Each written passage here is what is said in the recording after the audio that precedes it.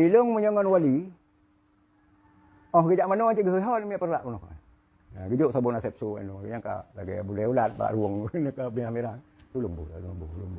Long tanyang lah mau tegekun dalam pidato.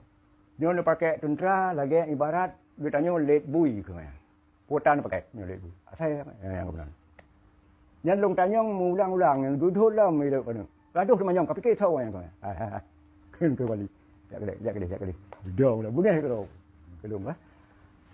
Ludo baru diceritakan terakhir bak tempat kejadian di Sarah Panjang yang bak tembak Abdullah Syafi'i. Yang baru pula.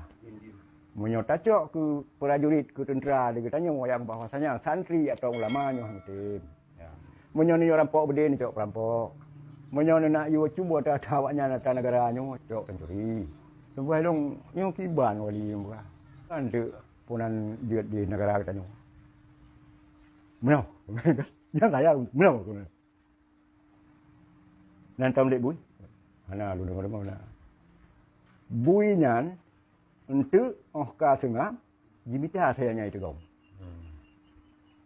Tinggal iban. Ni dok kana gedong, benda batin. Dia long sok je buat ruang ni lah. Buh ngabak.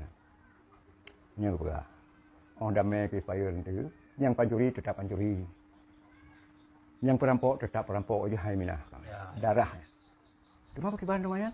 Mungkin itu timbal itu tentera.